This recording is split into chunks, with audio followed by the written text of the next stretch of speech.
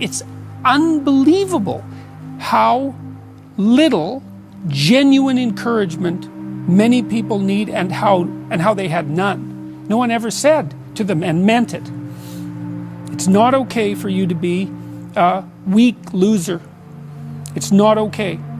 And the reason it's not okay is because you could be way more than that. And it's a crime, an ethical crime, for you to allow all that necessary potential to go to waste. It hurts you, it hurts your family, it hurts the world. Really, really, it does.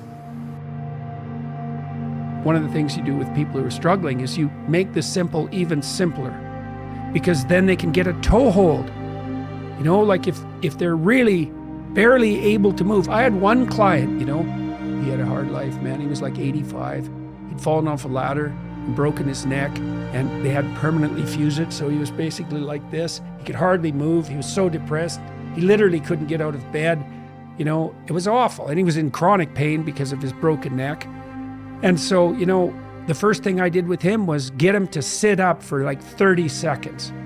That was it. That's where he had to start, you know. And after, I worked with him when he was in the hospital.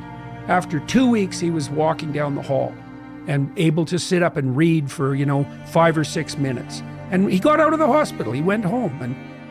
But he had to start with the simplest possible steps. And hey, man, you start.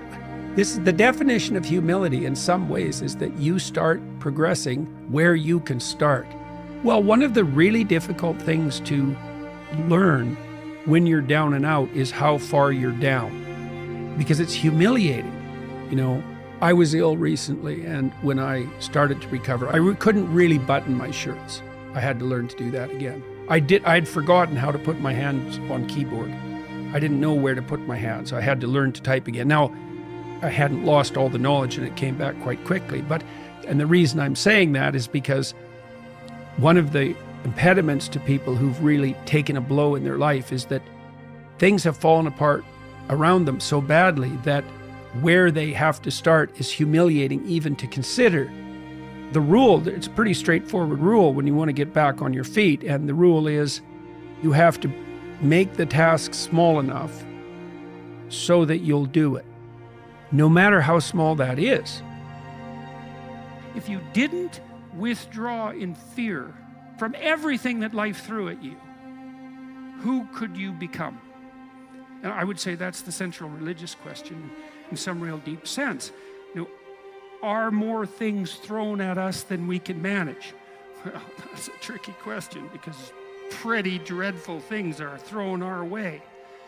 And you might say, well, that's just presents an insuperable barrier to progress. That's not very helpful, because you're alive, here you are, you got these problems to contend with, and if it's an impossible task, then how could you be anything but hopeless and desperate? But then you think, well, wait a second, how would things transform if I took this on as a voluntary adventure? You know, regardless of its scope, and the scope would include unjust suffering, death, and hell. And that's not just some religious or metaphysical vision. It's like, no, you're actually going to have to contend with that in your life, in whatever way those things make themselves manifest to you personally. And so maybe you better get prepared. And then the question might be, well, what would happen if you got prepared? And the answer might be, you'd be prepared.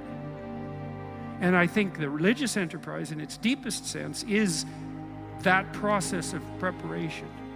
Well, not only do you want to get prepared for what's coming your way, but you want to be so prepared that when it comes your way, that it doesn't make you bitter and resentful and tempted by the desire to walk the path that would make all of that even worse. And so you might say, well, if you could really face up to what you need to face up to, not only could you turn yourself into someone that could bear the catastrophe of life and exposure to hell, but maybe you could turn yourself into someone who would still do good even while facing those things. Now, that's a pretty noble goal, you know, because it's realistic. It's not naive at all. It says, look, man, you know, trouble's coming your way, and it's real. And yet it's possible that you could confront that and still do good. Well, we have all these problems in our lives, and we could think there's two possible ways of approaching those problems. One would be we just ignore them in the hopes they would what? Go away? No one thinks that's. No one who isn't a child thinks that, and very few children. Nobody believes that. We know perfectly well that if you got to face something, man, you better face it. And if you're going to face it, that's probably the best pathway forward. And then you might think, well, what does that mean ultimately? And it might mean something like, face it, you know, as deeply as you possibly can and as voluntarily as you possibly can. And there's an element of faith in that because you have to put yourself on the line.